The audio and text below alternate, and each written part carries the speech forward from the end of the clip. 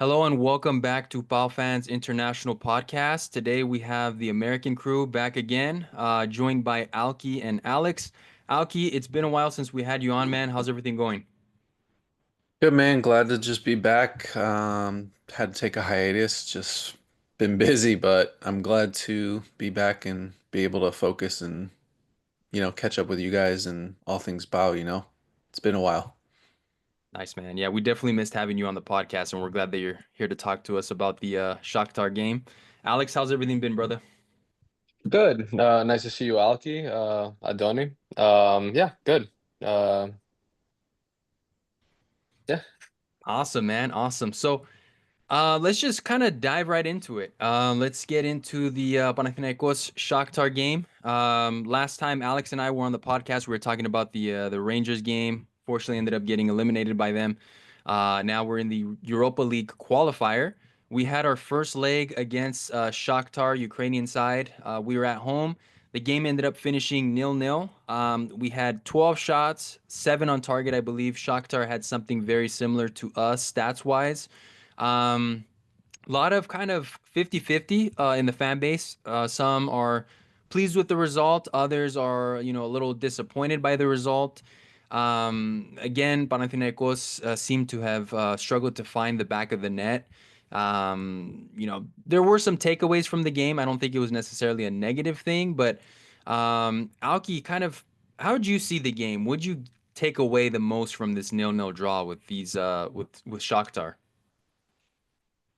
Um, Kind of like you said, a lot of 50-50. I wrote down some notes because I kind of tried to rewatch some of it. Obviously, kind of hard to watch or find that stuff online, but to keep it short, I see a lot of similarities to last season. Um, some good things to take away, and just a lot of things that are just glaring issues again. Um, I think particularly with like the defense, that center back pairing just kind of looked off to me. For starters, Duba so far from what we've seen, not that my expectations were super high, but just not really that impressed.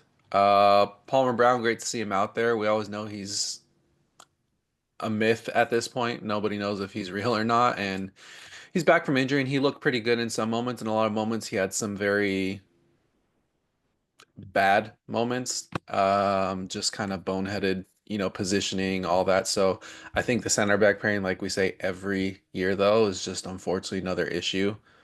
Um, Still can't finish, as you mentioned. It's just we had a lot of pretty good looks and chances too, and it's frustrating that it's kind of across the board. Swiderski had a couple good looks, couldn't finish where I think general consensus is a lot of people were pretty happy with him signing with us last season. And, Dete had a couple moments, you got had a couple headers in the box, just again, just can't find the back net, which is really annoying. And yeah, that's pretty much my takeaway from it. Just a lot of up and down things, I think, and just no consistency yet. And at this stage, for what we want to achieve and aim for as fans for the club, and just I think in general, the club would want to advance in Europe. That just you're not going to do it playing like the way we have so far in this European campaign, if I'm being honest. Yeah, yeah. My biggest takeaway, just to kind of piggyback, was like really especially focused on the lack of finishing. I think that was for me, the big one in this game. And I think it's something that kind of stretches back. I mean, going even back to Jovanovic, the team just doesn't have a clear-cut scorer at the moment. Um, Honestly, I felt defensively we weren't that bad. I was honestly really worried about Kotsiras coming in. I mean, again, we maybe got lucky because Kevin was out, one of their star players. Kotsiras did pretty good. And I have to be honest, Tuba actually impressed me. I have to say, I was like, my expectations were quite low, to be honest, about Tuba. But he came in. I felt like he was kind of solid, honestly. I mean, I didn't really spot too many mistakes from him. Um, Palmer Brown was Palmer Brown. Really, the only negative I can have is when Palmer Brown shows up, like he's really good, but then we don't know when we're gonna see him next. Unfortunately, like you were alluding to, Alki, like it's just one of those things like mystery guy. But I felt he had a solid game. Midfield wise, Chidi Vea, I mean, he, I don't know, the ref had a bone to pick with him. Like he was like constantly calling him for fouls, constantly ignoring when he was getting pulled and yanked by Muriek, I think it was. I can't remember their midfielder's name, but he was really good. Um, and it was just ultimately that lack of finishing. Pelistri for me, I said it, talking to the guys, Pelistri is incredible, dude. I mean, like I haven't seen a player like that in a long, long time. If he could finish, I mean, me and Alex mentioned it last time. If he could finish, he'd probably be at Real Madrid or something. He wouldn't be at the Greek league level if this guy was able to finish. But yeah, man. I mean, my biggest takeaway in this game, just to sum it all up, was just the lack of finishing is what bit us, and I think that's what's going to cost us this year if we don't get that figured out. Like Swiderski had a golden chance, and I don't know, he whiffed it a little bit, in my opinion. Jerry, I said it, Yeremayev came in, and in a 15-minute cameo, I felt he was more impactful than Swiderski was. So, just my takeaways a little bit. Alex, how'd you see the game, man? I want to get your opinion on it. Yeah, I think my assessment is pretty similar to yours. Like, I'll start with a good. I thought the defense was also good, which has been, kind of a pleasant surprise over the first three games. Like we've been defensively sound in each of the three games, and kind of unlike Alki, I'm liking the Tuba Palmer Brown partnership. I think they've been pretty solid for a new pair. One is just coming into the team this summer. The other one is, you know, has been in the team but hasn't gotten consistent minutes for the past couple of years. But all things considered, they're a new pair, and they've been a very pleasant surprise. I think both individually and actually as a pair too. I think they've worked well um, off of each other. I think Tuba has also been a pleasant surprise given the fact that, like you said, Alki, like we didn't have particularly high expectations for him. Kind of the fan base was actually, talking pretty low of him when he came in. He didn't really fit the kind of center back that Rui was reportedly looking for. He wasn't, I think, particularly good with the balls, the ball at his feet. But I think we've actually seen, he's not blowing us away with a ball at his feet, but he's doing much better than I would have thought given that original assessment that we were given. So I'm happy with them. Kyriakopoulos has been, I think, excellent. The balls that he puts in are much better than we're used to seeing. He didn't have as good of a game, I think, this time around as he did against Rangers. But he was still solid. And Kotsiras was again, our expectations were rock bottom for him coming into this one. We thought he was going to get tormented. And he held his own, and he held his own defensively. And he, was going forward a little bit. He beat a couple guys on the right side, at least a couple times. There was a couple times going back where he was grossly out of position, and the whole stadium let him know about that. But it was just a couple of times. It wasn't for the whole 90, which was kind of was the worry. Anyway, that was a spiel about the good. The bad was, like you said, Adoni, the finishing, which has definitely been an issue for each of the three games.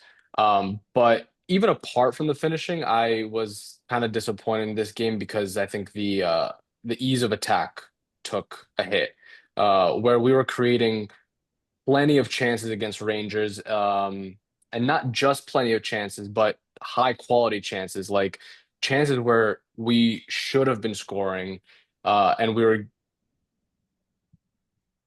chances where we should have been scoring. That didn't really happen in this game. And you mentioned the 12 shots total. Out of those 12 shots, I don't think a lot of them were high quality, real threat opportunities. Off the top of my head, I would give you two. I would say the Swiderski tete-a-tete, which he completely botched, that should be going in. That was obviously clear cut. And the second one would be the Palistri half volley from outside the box, which was an excellent chance, and an excellent save forced. Other than that, again, just off the top of my head, I wouldn't say we had real big threats, which is not the case against Rangers. Against Rangers, we had a plethora of chances and they were high quality chances. Um, and that's, I think, the key difference along with the lack of clinicality from our forwards. And Yeah, is why I'm overall less satisfied with this performance than I was with the Rangers performances. yeah, and Alex, if I'm not mistaken, you were actually at the game, right? I was, yeah. Yeah, how was the atmosphere there? It was all right. I was a little surprised and disappointed by the turnout. Obviously, I know, you know, when you fall down to Europa League qualifying from Champions League qualifying, that kind of leads to certain things. I didn't expect it to be full, but I didn't expect it to be as little as I saw. And basically the whole camera side of the stadium, so this the side that you don't see on the TV was, I mean, mostly empty. So that's about 30,000 there. That is empty. And then I didn't see out we were on the field level, so I didn't see what was happening above us on the upper deck, but I was looking over a little bit and I could see that there wasn't much going on up there. So it didn't feel like there was more than 20,000. That's probably being very generous. Mm. So turnout wasn't, you know, great in my opinion. Atmosphere, given how, let's say, few it was, I think it was pretty decent. It was chance the whole time. I wouldn't I wouldn't say it was completely flat. When it got flat, it was probably like around the 70th, 80th minute and on, when it was very, tense, angsty. It didn't feel like we were going to score at that point, and I think overall it reflected kind of how the second half went, because the second half was not good. The Yeah. second half was really, really flat. If there was a better half, it was definitely the first one, and I think the kind of the intensity of the crowd reflected the drop of play in the second half. Nice. Yeah, it's good to have your insight because I wanted to ask you because when you watch on TV, like they don't really show, like you're saying, the camera side they don't really show, and then they kind of Yeah, have like the lower deck, so it looks a little more full than what it really is.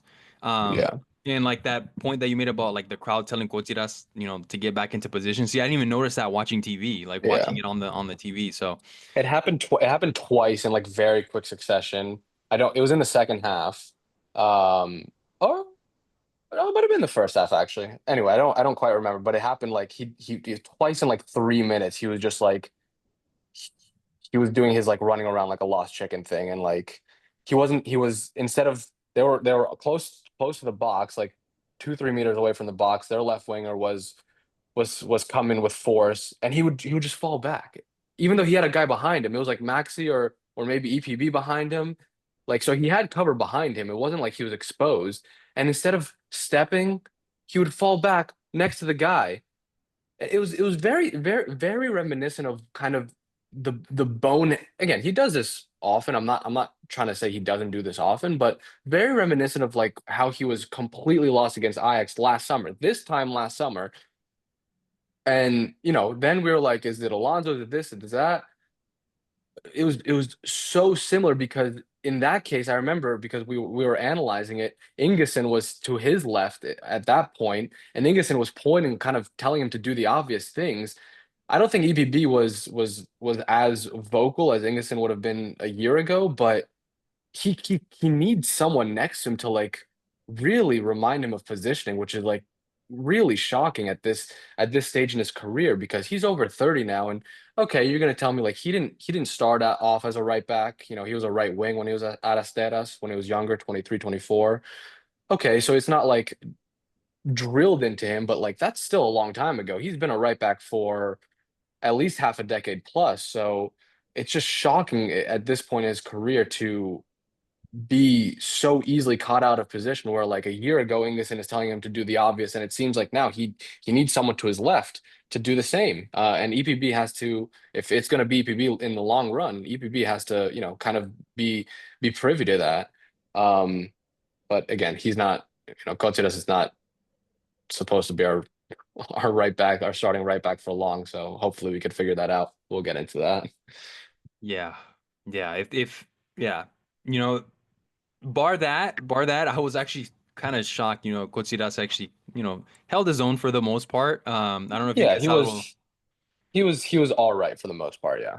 Well, Yeah, we I don't know get if this you. from him every so often, Like Yeah, he's just he's a head case. We're gonna see him be a full workhorse sometimes, and other times we're gonna see him be like a complete space cadet out there. And maybe now thinking about it back, Alex, you bring that up, it's a good point because maybe when I'm looking back and rewatching stuff and seeing clips and seeing that partnership in the center back pairing, a lot of stuff I saw like blunders are maybe out of position, and maybe it's because of the liability of Gotsiras or somebody else where they have to now leave their actual position to cover their mistake, and then it leaves gaps, and and it's little things like that that become liabilities, and maybe looking back that's probably where I missed it. And like you said, it was, I think between the four of them or the three of them, it was maybe a handful of times at most where I was just like, wow, that's pretty shocking stuff from at this stage. But, like you said, Kotsaras is 30 plus at this stage. He is who he is. I don't imagine even the positional awareness will change, but, hopefully that position in general will change, as you said. And, otherwise we'll be in pretty big trouble if Kotsaras is our main and only right back going into the season. yeah. I don't know if you guys caught his little takunaki that he did. That was like I jumped and I clapped. I'm like, Sir John, shout out to Coots. That's his favorite player. So it was good seeing that little skill move on there. I think he got to put on display. But yeah, I agree though, you guys. Like as a backup, I think Kotsiras is, he's fine. But like if we go a full season with Kotsiras as the starting right back, we're gonna struggle. Like for example, last year we had Mladenovic basically playing all the games last year. I'm a fan of Mladenovic, but again, by the end of the year, he was gassed and he was prone to blunders himself. Now we've kind of solved that. To your guys' point with Kyriakopoulos, I really like him on the left, but now we've just got Kostas on the right after selling Vayanidis, and the unfortunate thing is that we're trying to sign a right back. We tried to sign Buta, and that ended up being a whole disaster. So it's I don't know. It's a little concerning to me that we sold off Vayanidis and just had like Buta as the backup guy, and then that failed, and now it's like we're scrambling to find somebody. But Are you that, surprised? yeah, I know. I guess I shouldn't be. You're right, Alki. At this point, I really shouldn't be. We kind of see the same song and dance every single season. But yeah, like back to the game. I didn't think that we played too bad. But I agree, Alex. Though, like the Rangers game, especially that first game, compared to this, it's like night and day. Like you would have thought it would have been flipped, right? That in the Europa League qualifier we would have been more dominant, but we were actually more dominant in the Champions League qualifier. Yeah. And that, like to your point, I guess it is in a sense some empty stats too, right? 12 and 7, 12 shots, 7 on target. But yeah, two realistically were going to be the ones that were likely that we were likely to score. I I felt tried really hard to think of a third, and I just couldn't. And to be Palmer fair, Brown had a really good clear header, but I wouldn't consider that like a clear cut. Like he got up and above everyone, and it yeah. was, not necessarily on target, but yeah, That was we the just I did think we had a few good headers, which is good to see because I feel like that's not been particularly a strength of ours in recent years. So it was good to see, but I didn't feel like any were like super threatening. Somewhat no, close, but not super threatening. We did have a fair amount of exactly. corners, probably like yeah. maybe 5 or 6 corners, you know, which is good. And like you said, Alki, some of those headers did come off of those corners. Um, But yeah, clear cut. It was just yeah. It just I struggled to find more than those two. Yeah. And I wasn't a big fan of Tete. I think he played him as like a Decari. I have to check. Hmm. But I honestly I wasn't that big of a fan of it. I don't know. I felt like there was times in the game where Tete kind of not disappeared, but he just wasn't impactful. Like for me, our most impactful player on our attacking line was Pelistri. Like I think he Yeah, actually won us quite a few of those corners. 100%. He was just like he was so lively. Yeah, he wasn't scoring, but he got past a couple of his men. If I remember correctly, maybe I'm wrong. I thought that he had set up Swiderski for that chance that he missed, or maybe he was already subbed out by then. But He kind of did, I think, and then he also set up that one shot for the new signing. I don't want to butcher his name. Is Oh, it Zaruri. Zauri. Yeah, Zuri? Which, by the way, why is he wearing the number 9? I just have to put out there that that's confused me too. bizarre. Um, but it's good to see Pelistri back. You know, he was kind of iffy towards the end of it, but we all knew because it was because of injury. So I just hope that, you know, he keeps this up. If we can get this kind of production out of him, maybe get Fortis back in form, that'll be good.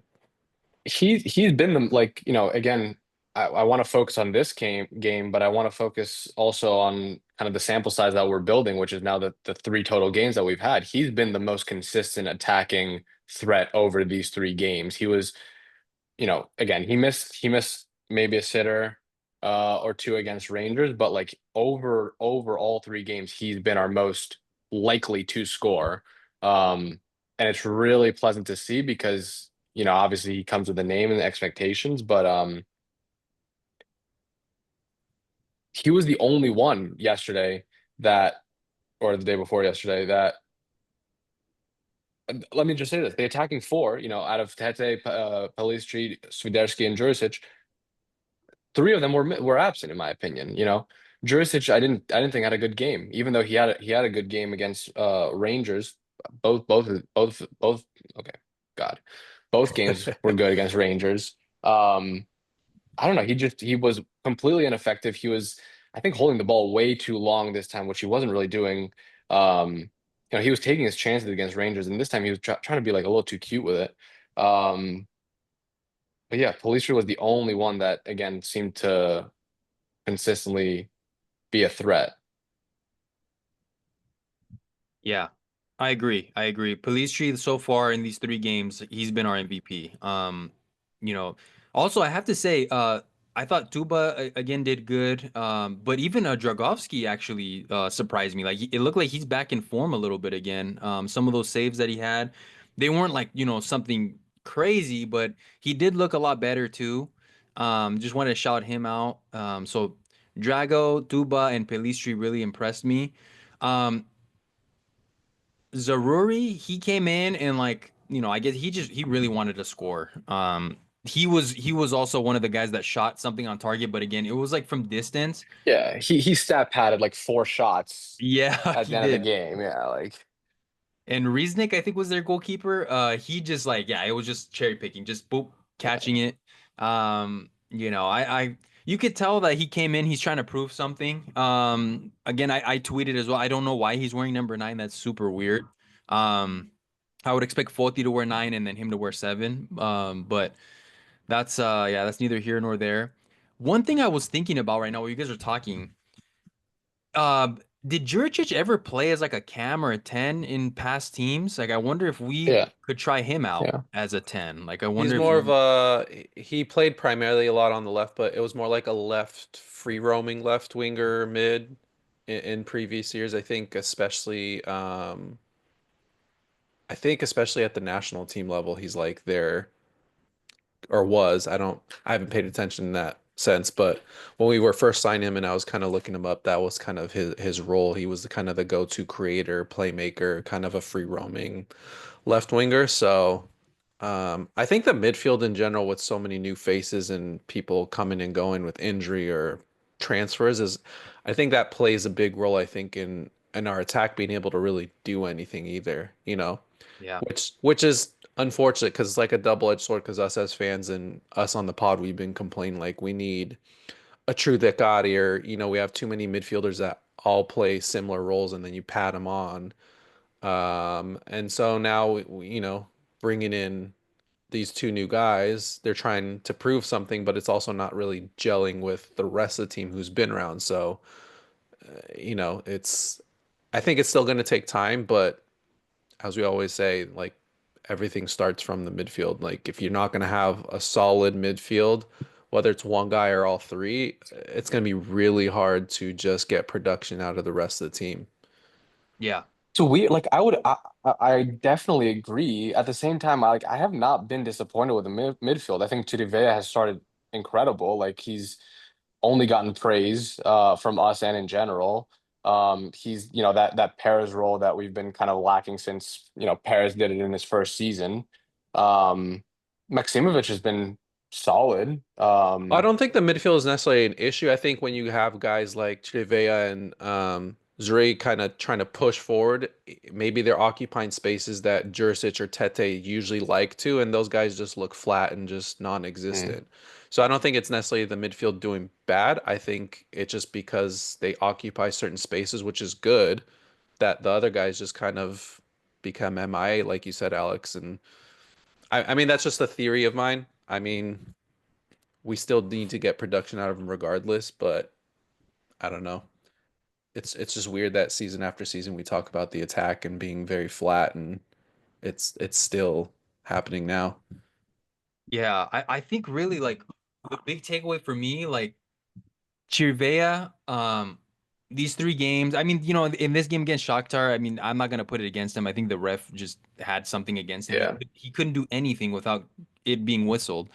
Maxi has been good, but it's this Decari spot that's kind of weird because again, Tete's not really, that's not his role.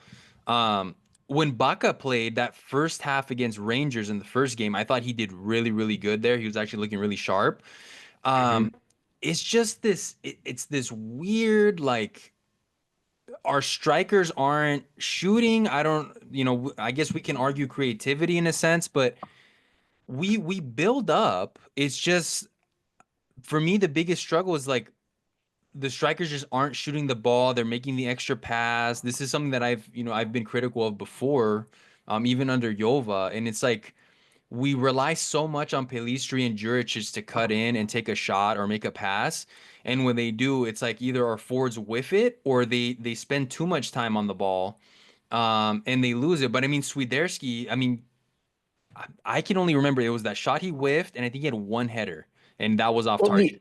the interesting thing is that like we're talking about Swiderski in this game very similarly to how we were talking about Foti in the first Rangers game, and that's okay. Sample size is still small. Foti's gotten 2 stars. Swiderski's gotten one. Still a small sample size for each of them, but we are starting to build a little bit, and it's very interesting that we are talking about two different players and picking out kind of the same tendencies or lack of things that they're doing. So Right. that at the very least, that points to, and this is something that Serge I think has been talking about, a systemic problem in what's going on at the number nine. Because when it's happening to these two different players on different days against different opponents, that starts being kind of a pattern. Right. Yeah, it's like our striker is isolated. We really heavily rely on the wing play, which, you know, obviously that's not a bad thing, especially if you got talented wingers. But the thing is, we know that our wingers aren't finishers. They're not the best finishers on the planet. Our striker, who's obviously their main role is to finish and take chances, between the front three, they've taken the least chances, or they're Yeah. just not in the position.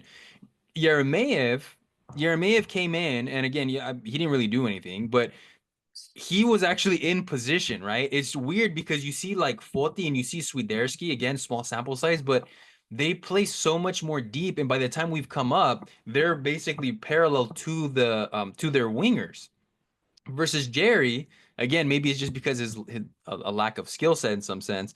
He's already in kind of a position for the ball to be crossed to him for him to head it or to try and finish it. But it's like as if we're playing with three guys parallel and they're all running in at the same time, and it gives the opposition defenders either a chance to double mark our striker and then their backs to cover our wingers or what. But it's like we're basically like a spearless, it's like a spearless attack in a sense I because we're just think going, but we don't have a bite. I think it's also they play different types of roles as a striker. I think Jerry's just that kind of poacher target man, Right. whereas Swiderski and especially Foti always excelled kind of like you said, on the move, things in transition. And I'm drawing a blank right now. I can't remember the term in football or soccer terms, but I think like in a sense our quote unquote half court offense is just where we fall super flat. and where our scorers, in this sense, being the strikers, are just like you said, Antoni, they're parallel with the guys, which you're not going to find too much spacing in the final third. But when we're trying to build up from right outside their box and passing here and there, you're going to get those cutbacks like that. They had one where I think we had really good movement, and then he kind of danced around, did a cut to the outside, and then just whiffed it on a shot. And I think just moments like that, our quote unquote half court offense just doesn't work for Fortin Swiderski, because when they get the ball in the box and they're surrounded by everyone, it almost looks like as if they're like, I don't know what to do here.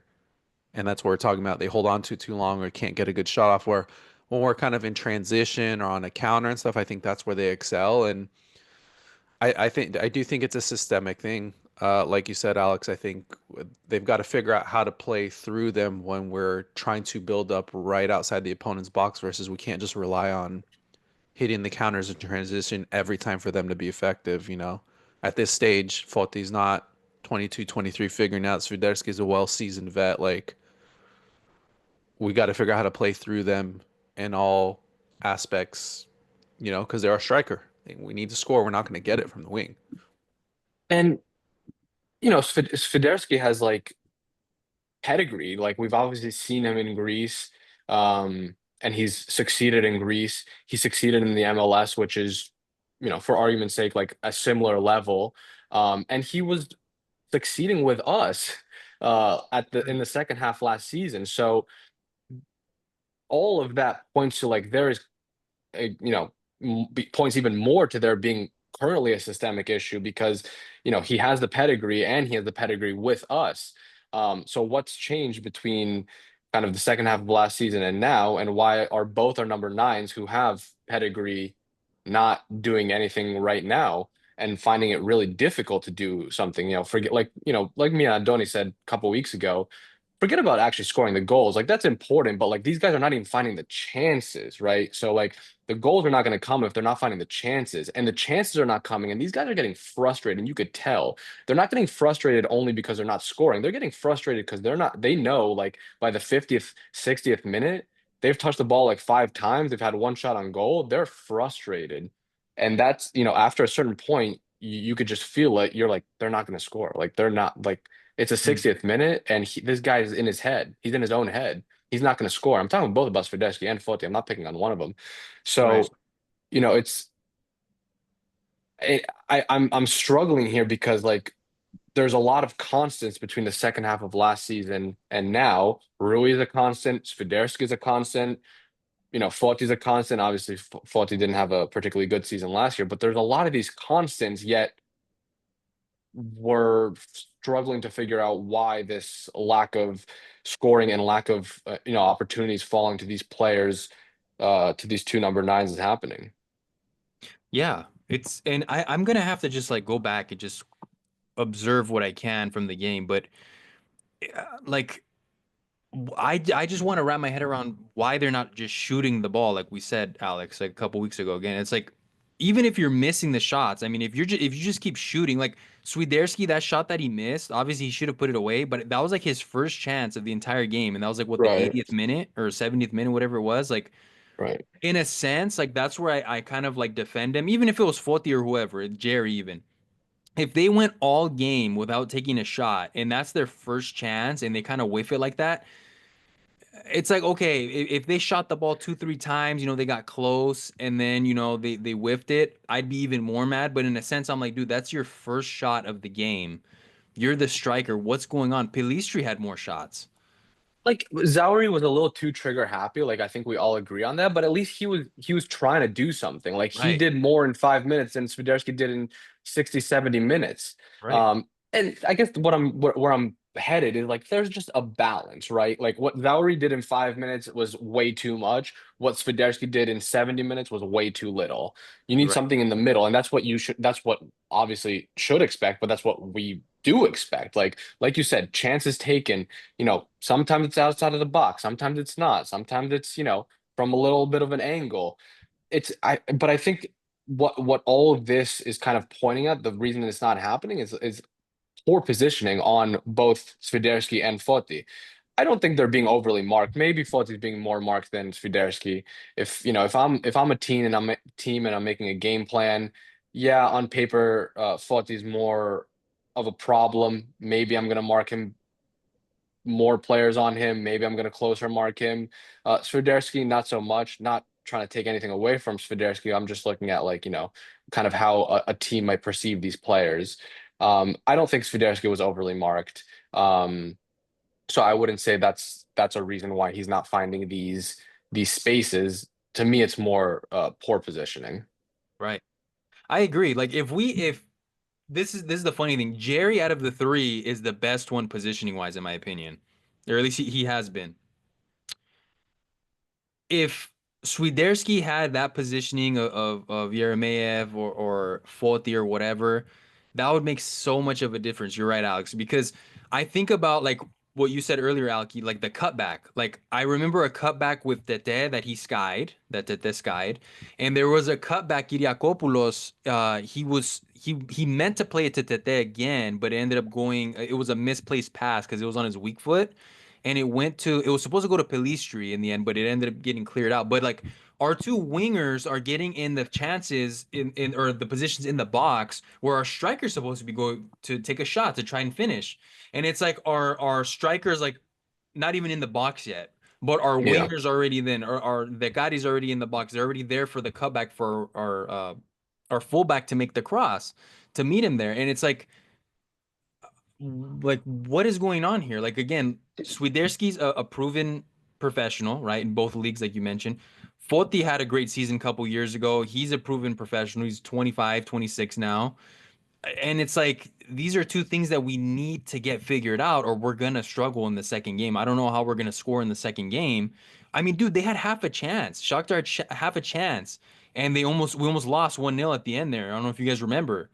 And Yeah. it's like in my in my opinion, that was probably besides the Swiderski chance, that was probably the best chance of the game. Honestly, if they had like not bobbled it up a little bit there, that could have realistically been 1-0 to them, dude.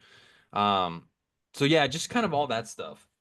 I mean, I was watching highlights this morning too, and a lot of the opportunities for us in the box, whether they were good quality or not, were just kind of a lot of like layoffs, like you said, to guys not our striker, which I think points to it. And Alex, you brought up a very good point a second ago, just that word balance. And I think it starts getting me thinking like, in previous years, Jovanovic and even I'm dropping his name right now, our Turkish coach that we had for a minute, but um, we talk about they got more out of less, but it's starting to make me think at the same time, I think, yeah, they got way more out of a lesser squad, but I think they also, in being that the lesser squad, they had a better balance. We complain we need to improve here, improve there, and now we've gone out and got, Kirvella and Zarui and stuff where they're more of like attacking minded, but you pair that with Tete, who's always looking to dance around and shoot. Jursic is always looking to drive in. Foti and Suderski are going to look to try and shoot. And I think right now we're just finding that really bad lack of balance between attack and who's playing what role. Well, and this is something that I brought up in discussions as well. Like this problem, like precedes Rui. Like if we go back to Jovanovic, I mean, we had Spora, right? But what was the thing about Spora? He was always missing, not scoring. Makeda, right? With Tareem and with Jova, the thing that really I think papered over a lot of the cracks was we had reliance on our wingers again. Aitor, that MVP season, he was super like critical in us scoring and getting the Kipelo. Even Palacios in Jovanovic's first year was actually pretty good scoring wise. And then we go to Tareem. Bernard like had like 10 goals and however many assists, 10, 11 goals, whatever it was in that like 6 month stretch. In all these years, besides that 140 year, like 2 seasons ago where he did really good, we really haven't had like a striker really get into that role. Our strikers tend to disappear a lot. And it's this Dude, weird, it's weird. you at this level, I don't know. Okay.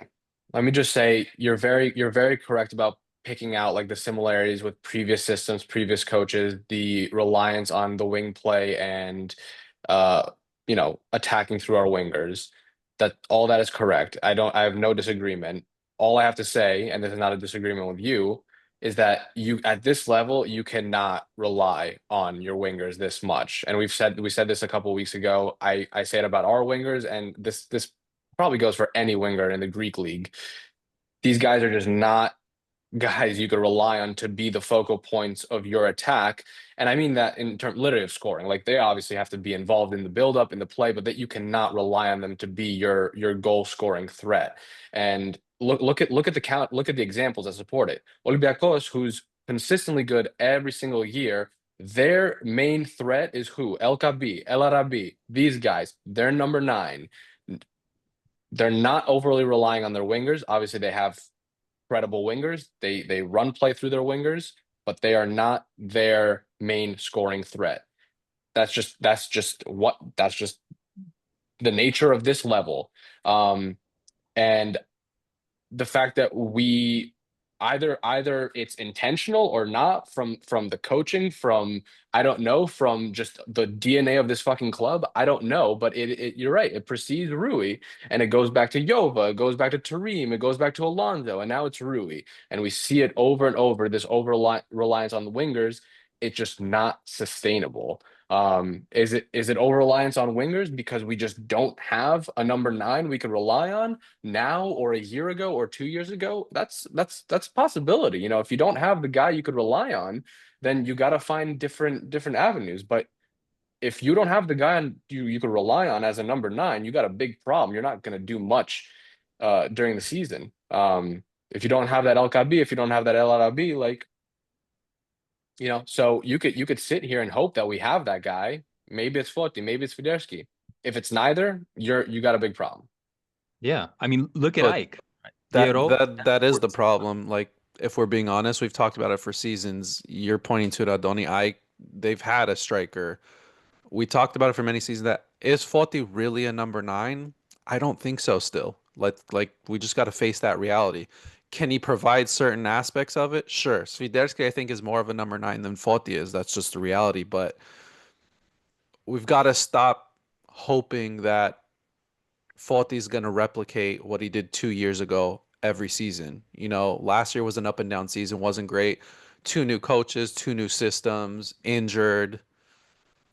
Expectations were high because of what he did the season before that. But it's like you said, Alex, at this stage, we're not the high level where you're gonna have like the Sakas like of Premier League, or like the Vinicius Junior of like other leagues, where like you can rely on a winger to be your creator and stuff. But even then, at those levels, like if they're not having a striker, those guys aren't doing anything for them.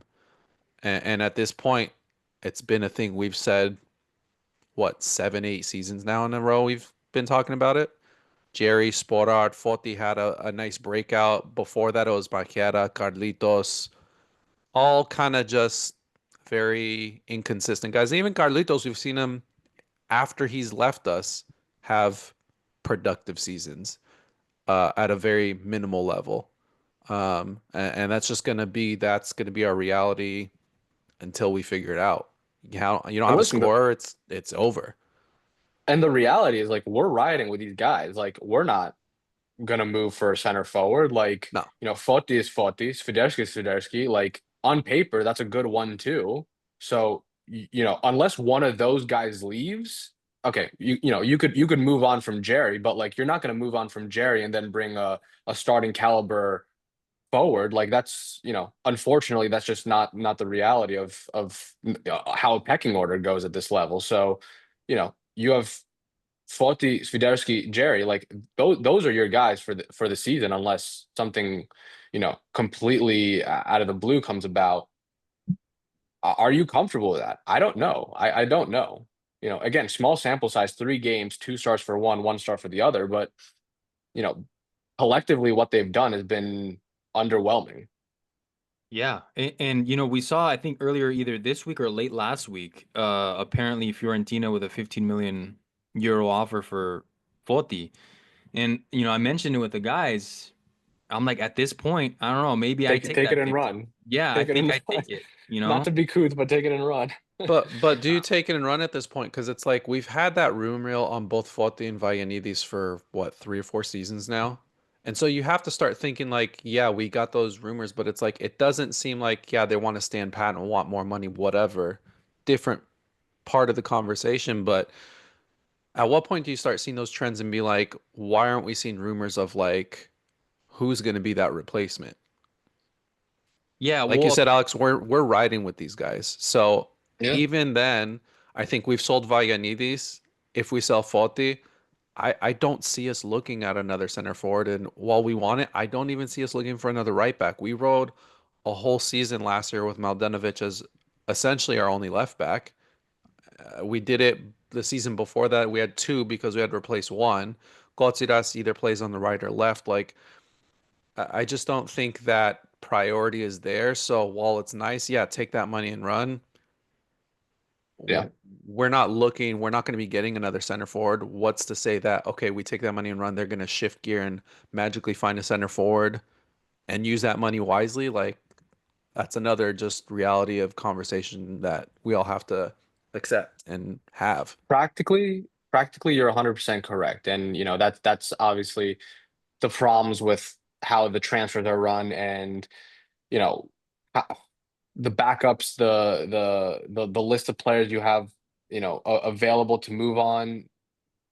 There's no transparency, first of all, and even though there's no transparency, there's no rhyme or reason to how we do things. We could get into Buta, who fell through, but that's kind of what you're talking about. Like, we had a right back lined up that fell through.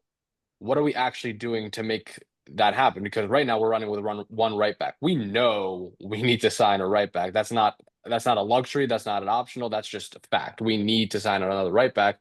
What are we doing now that option A fell through? Is there an option B? Is there an option C? How are we going about that? How quickly are we going about that?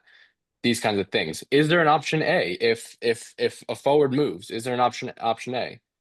well, I'll tell you this. Apparently, with all of that, we've been focusing on Unahi. So we need a right back, and we're apparently, trying to get, or maybe if we do sell Foti, we would need a right replacement for him. But we're focusing on Unahi, which that's another discussion, right? But it's like I How many get what, midfielders have we had in the last 3 seasons, guys? Loans or permanent signings? yeah, I couldn't tell you, dude, honestly, like off the top of my head. Like we need, we have spots that we need, like we need a replacement right back. We need a starting caliber right back. We're being linked with names, but like every day that I open up X, it's like Unahi's coming. He's gonna be announced on the speakers. The French journalists are saying that he's coming. Blah blah blah. Like it's all these like random rumors, and it's like here we are with Kotsiras, literally no backup. I think we would have to bring an academy kid as the backup. At least with Mladenovic, I guess technically Max was his backup, even though he was injured. At least technically we had another body. We don't even have another body to back up Kotsiras. Like that's the problem, and they're focusing on Unahi. And it's like, That's where the Vagianidis money is going, guys. And if yeah. Foti gets sold, Foti's money is going to be spent on either that or other. And look, like I said, different conversation. Unahi, I think we should try to do what we can to keep him. But you add him, Zurari, we just got Chirivella, Maximovic, if he stays, Cherin, Well, like Zaruri's a winger. ba Bakasetas. Yeah, but he kind of likes to drift in. We saw him, you know, I think he's makeshift, but we're talking, okay, take him off this. That's 5 or 6 other names though we still have at midfield. I And think we're focusing on Unahi when, like you said, like that's just the state of what we've done. so. We're reportedly linked with like selling off Maximovic, apparently. So I'm assuming, if we get Unahi, we'd probably sell him off to the Middle East. Like Al Shabaab or something was linked with him.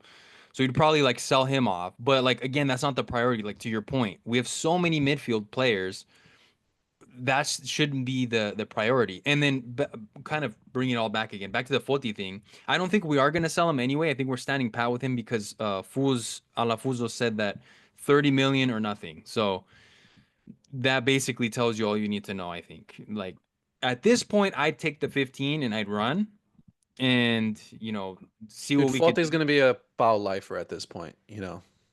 Yeah, I which think honestly, I'd be shocked. Like the fans have been so like they've been pretty toxic. Like I'd be shocked if he stays on, honestly. Like I think it's best for all parties. Like if he gets a change of scenery, because we know Panathinaikos. Like I feel like our fan base is so delusional and they can be like extremely like I mean, dude, they're going at his wife, they're going at his family and stuff, and I'm like, dude, like, I get it's frustrating he's not scoring. I'm getting frustrated too, but it comes to a point where it's just becoming too much.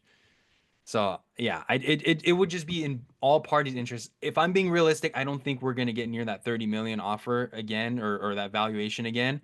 Just You based, can't. You can't. yeah, He like keeps falling off every season, If and he he's was not 30 getting million, younger. yeah.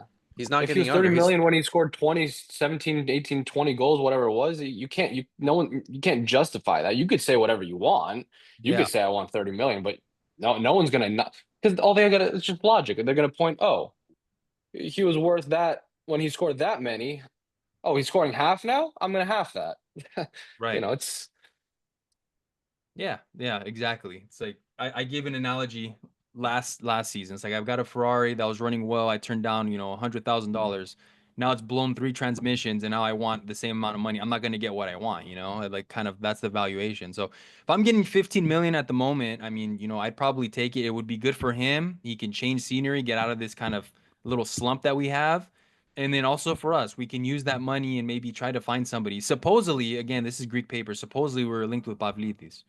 And apparently, so this is what I was gonna say. yeah, Thank you for bringing this up because Yakumakis goes to PAOK, right? yeah, Yakumakis goes to fucking PAOK, and that's a great fucking signing. yeah, I know, That's a great fucking signing.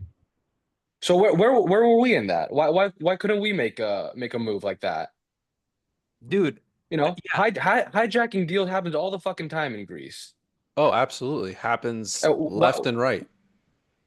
Okay, Yakumakis I'm would not. have honestly probably solved like half of our scoring issues, if I'm honest. oh yeah, The perfect guy to step in as a starter where needed, perfect guy to be a backup. Him and Swiderski can, it's Thing is, thing is, whatever. Yakumakis probably wants to go to PAOK because there's more of a clear cut spot for him, right? Of With course. us, there's not a clear cut spot for him. He would not, if the let's talk about it like a trade, like I was talking before. Jerry out, Yakumakis in. That doesn't work, right? You can't right, have Foti, Swiderski, Yakumakis. All right, take one of the first two guys out. Say whatever. You pick whoever one of the first two you want to switch out. Still doesn't work. Yakumakis, we know, is not going to come and be second fiddle. He's not going to be 1.5 fiddle. He's going to be right, number one. If he's going to come back to Greece, which we know has been, his career moves have been all over the place. MLS, Mexico, his career moves have been fucking crazy. But he's made a pretty penny now. He's not going to come back to Greece to be anything other than the guy every week. So that's why we were just not a good fit, for as adamant that I just got about it. But you sometimes you got to make decisions. Like you yeah, just got to make decisions. Fiderski's not cutting it. Fotti's not cutting it. Screw Jerry, whatever. You just got to make a move. And to your yeah, point, Adoni, like I completely agree with what you're saying about like, hey, for even let's put the money aside, 15 million, 10 million, 20 million, 25 million, whatever about Fotti. I know it's a business, but sometimes you just need to change. Sometimes things just get stale, right? This happens in every sport. Of course, you have players and teams who have the guys who stay with stay with them their whole careers. That happens. That's a very, very small percentage of these players. Players do not stay with teams often. They look for new opportunities, they look for more money, they look for, this and that. But a big part of it is also that like just it gets stale sometimes when someone stays 4 years, whatever amount of years you want to say, it just gets stale. And this is, you know, I don't want to be too harsh with my wordings, but it is at least giving signs of the staleness. I don't right, disagree from a sporting and a career perspective, like he has to. But I think the reality is, I think just like every other Greek, Kutz has told us many stories. Lots of people tell you stories of all the great Greeks that played years ago, many different decades, and they were considered sometimes the best at their position in the world or top. They'll go to another place, they'll go to Real Inter, they don't like it, they come back. All these guys, we've seen a lot more guys still kind of towards in their prime of their careers come back to Greece. Not that Bakasetas was at a great place, but he decided to come back. Funtas came back. Kyriakopoulos came back. Yakumakis is coming back. Like rumors of Pavlidis coming back, and he's Still at the peak young. of his career, He's young. Like I was 26. when I was in Portugal like a couple months ago. everybody over there in Lisbon raved about how much they loved him. Like they would do anything to keep him, and all of them want Fotis. Like, but the point I'm saying is like all these guys at the end of the day, they're Greeks. When they find they're content, no matter what it is, if it's better or worse for them. Foti likes being in Greece. He likes his life. His wife is here, fans and family. I don't think he's leaving. Just Mm, from more of a personal standpoint, I think it'll come down to, they're gonna have to find a middle ground of if an offer comes in, they're gonna sell him because he will want to go there. And that's the only reason why I say he's a lifer, because I think from his point of view, as far as like he does have some toxicity with the fans, but he also bleeds for it because we've seen him in parking lots Yeah, yelling at the fans and stuff. Like he's so passionate about it, and I think he just likes his life in Greece and wants to see if he can be part of that change for yeah. Panathinaikos. And can't fault him for that, but I think from a sporting perspective in his career, like right now is the time to go. Like you said, Alex, it's becoming too stale. This is going to be a third season of maybe less productivity than even the one Yeah. before. And that's just not good. And not that he's not young, but he's also not getting younger. He's 25 at this point. We've treated him like he's like 19, 20-year-old prospect when Yeah. his best season came at 23, 24 years old. That's not bad, but I'm just saying that usually you see good seasons for 20, 21-year-olds when they're trying to make that move. And when I say stale, like I don't even want to like act like I'm fed up with him. I'm like, I'm not Not really that fed up with him. Like I'm not like out here like some of the fans, like, I don't think obviously. he's bad. We've said it. I think Yeah. it's more tactically, but Yeah. But like Donnie said, I think it's just it might be, and it all we're saying is just like it begs the question, right? It begs the question. And like Donnie said, it might be the case where just like it would just be beneficial for both sides to look for something new. Might, you know. I'm not sitting here like I did say like take the 15 and run, but I'm not actually sitting here and being like, "Oh my God, we have to cut 40 right now. Like this is a disaster situation." Like I'm not saying that, but just because of all the concerns that we're raising and the kind of the timeline that we've looked at, it just at least begs the question, hey, what does an alternative look like? yeah. Like, see, like none of us think that like Forti's a bad player or anything. Like we all think we all recognize his talent, but it's just one of those things again where it's like, yeah, it hasn't been working. It doesn't look like it's gonna work if I'm being honest. 15 million's a lot of money still. And, he could get a move to a better league, right? He could get a move to Italy. I know last year he was saying he only wanted to leave if like a Premier League offer came in or something. And we had like offers from Portugal, I think from Sporting and stuff like that. So he ended up staying. We took a gamble. Again, I mean, there was at what 20, 25 million. I mean, that would have been real nice. Again, not that he's a bad player, but we took the gamble and now we lost money. well, I think we've also Hi. maximized his usage and the fact of like when we value him that high, you also have to surround him with a supporting cast that's gonna like, you know, equal what we're asking. If we want 30 million from him, like Alafos was saying, make him look like a 30 million player, provide him with that cast, you know, let him be that 30 million. You're not gonna be a 30 million player at Panathinaikos at whatever progress or lack of we've made the last 3 or 4 years. We've made strides compared to what we've been in seasons before, but I think right now we're still trying to figure out how we're going to get to that top spot of a Protatlima, and I think Foti is a little bit beyond that at this point from what we've seen, and I think from what we just value him at as a Yeah. club. That's the reality. And like here's my thing too. Like I don't get me wrong, I think Forti's surrounded by pretty good players. Like Pelistri is like top notch. Like Juricic, obviously, he's in his 30s now, but I feel like he's still really good. And I apples and oranges. I always bring it up every podcast, but it's like I look at the teams that Berg was on, and it's like he didn't have the quality of this squad. Like if Berg was on this squad, dude, oh my gosh, like we'd be winning the Prodaflima. Like we have the talent around him. It's just like he's not shooting the ball. And same with Swiderski. Again, it's a systemic problem probably, right? But they're like not shooting the ball. They've got the wingers, they've got the guys near them, but it's like you also at some point, you know, you've got to just shoot. Maybe it takes a lucky goal to go in, just like in basketball, right? Maybe you're missing, but as soon as you make a couple free throws, you see the ball go in, and all of a sudden you're on fire, right? With both of them, right? Maybe with Forti and with Swiderski, they just need to shoot it, shoot it, shoot it. Let a lucky deflection go in and just keep going. That's what it is. And it's like that bus has kind of passed, right? That 30 million offer passed. And now we're kind of sitting, now we're having this discussion pretty much. So again, I Three don't want games to, into the season, though, right? yeah, 3 games into the season, exactly. And I don't want to make it seem like I have anything against Foti or anything like that. It's just the thing is, like, we're lacking goals and it's they're not coming, and that's gonna cost us. We really need to win a Prodathima. Like, we're going on 15 years.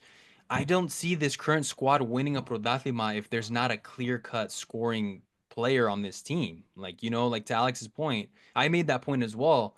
Like, relying on wingers too much, like, you're not gonna win a championship. Like, perfect Olympiacos. Ve- Very hard. And apart from, what I brought up before, like look at Olympiacos, El Gabi, El Arabi, all these guys. Apart from that, I think almost every single year the champion has the most prolific offense, highest scoring offense. So it's not only just your main man is the number nine and not the wingers, but as a collection, as a collective unit, you have the most prolific offense.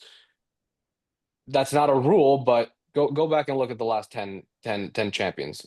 The highest scoring team is the winner. And it sounds like a no shit statement, obviously. I'm not trying to say like it's, some sort Yeah, of score rocket more goals, you're science, gonna but win more games, Alex. Come on now.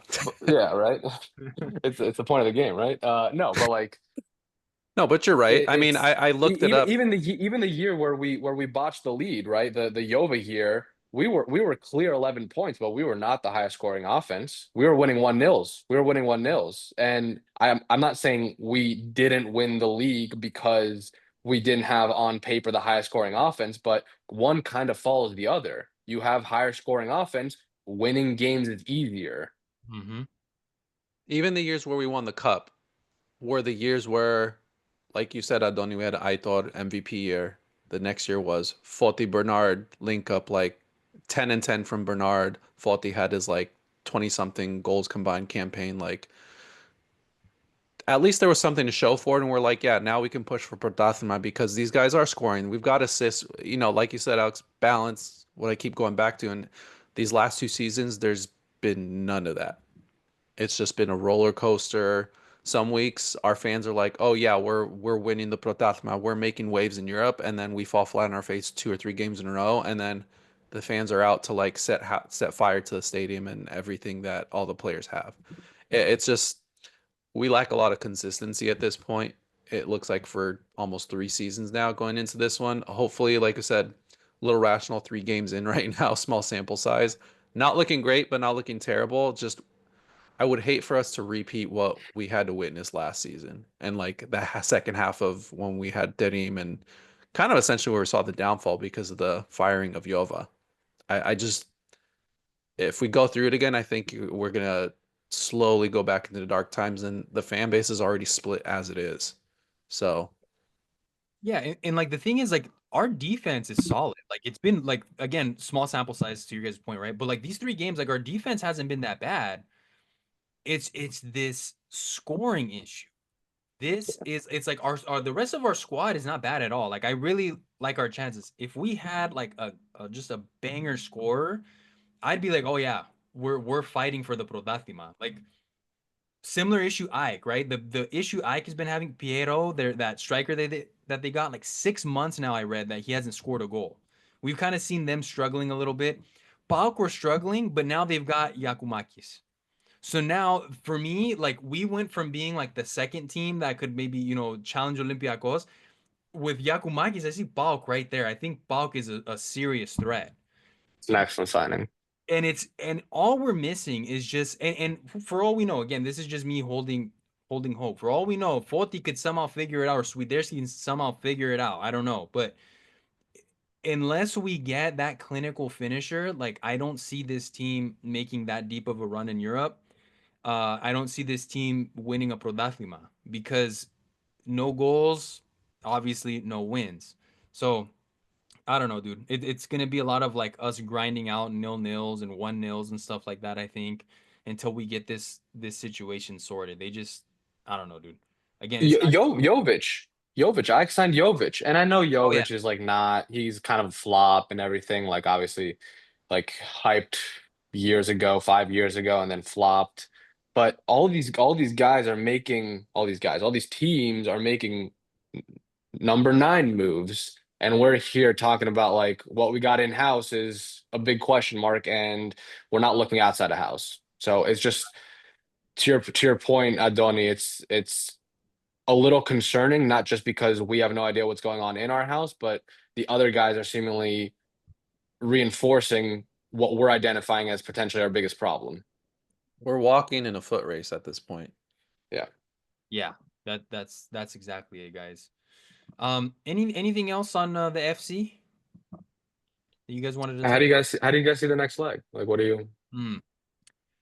Honestly, I felt I don't know how to feel. I don't want to make a prediction because Alex, you remember last time I did that, we Yeah.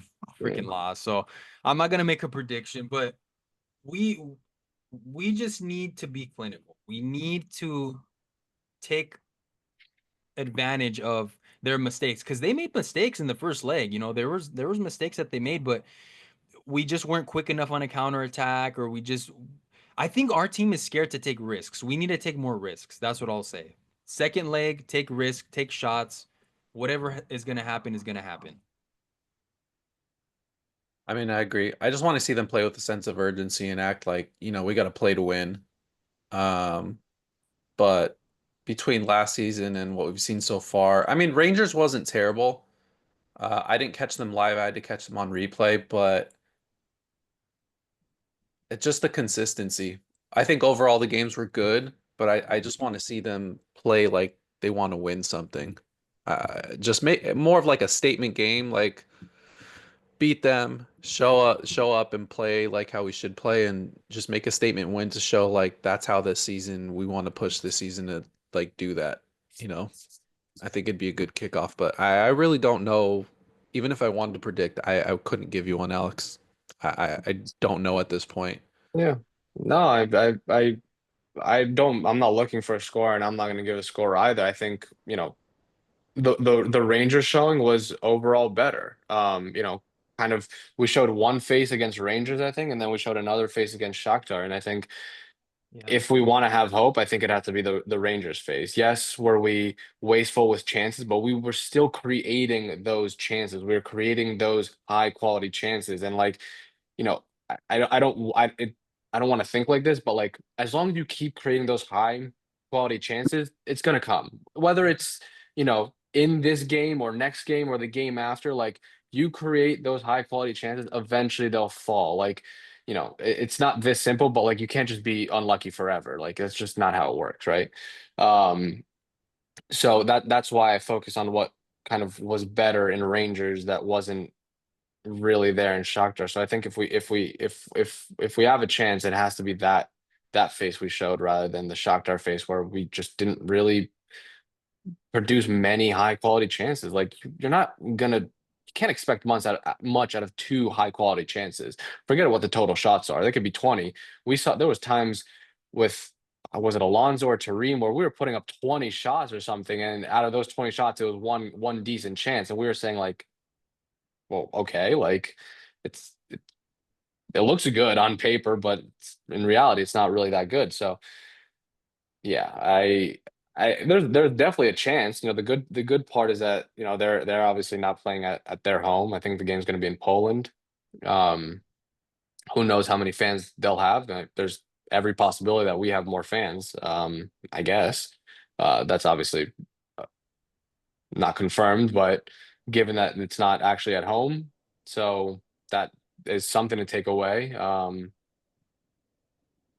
But you have to score. You just have to score. Yeah. Sums it up perfectly. Exactly. Take some risks, take some shots. Eventually, something's going to have to go in. Something has to go your way. But if you're not taking the shots, what's the chance of it going in? Obviously, nothing. So our strikers are just gonna have to keep shooting. Our wingers are gonna have to keep shooting, and we just need to pray that we get a goal. And I think if we advance, I think our draw should be pretty favorable after that. I don't think there's anybody too difficult. I took a look at the teams and their names are escaping me, but Was they it don't. Servette and Servette, and was it a Polish team? I believe so, yeah. Yeah, I believe it was a Polish team. Not Legia, not Legia Warsaw. I think it was. It's not Lech Poznan, right? No, not I don't think them. so. It was a weaker Polish team because I know Legia is pretty good. Um, but it wasn't anything too crazy. So Shakhtar is a test. And I mean, again, they showed us that they're beatable. I don't know if Kevin's gonna play in the second leg, but it's not like they really didn't blow the doors off me. The only thing that they scared me with was at the end. They almost scored that 1-0, but defensively, I felt like we kind of shut them down a little bit. But it's on us, and I'm just tired of us. We have our own destiny in our hands, and we just don't find it sometimes. So just don't want to see a repeat of that. Um, so yeah, that's it. I think next time for the next leg, the Australians are going to be talking about the second leg. BC, there's not much news. We did sign Rashawn Holmes. That's going to be our center there. So now we've got our three centers going to be Matthias Lesor, Holmes, and Yurtsevin is coming back again as the third option. So basketball signings look to have been wrapped up. They're going to be playing the Pavlos Giannakopoulos tournament sometime in September after Eurobasket ends. Um, and then we'll be talking about them some more once the season gets started for basketball. But other than that, it was a great episode, guys. Great conversation, kind of going over this FC game. Let's hope that Panathinaikos gets the win next time. And if you guys aren't already, please follow us on X, follow us on Instagram. We're also on Facebook at PAO Fans International. Uh, Pleasure giving you guys this discussion, and we'll see you next time.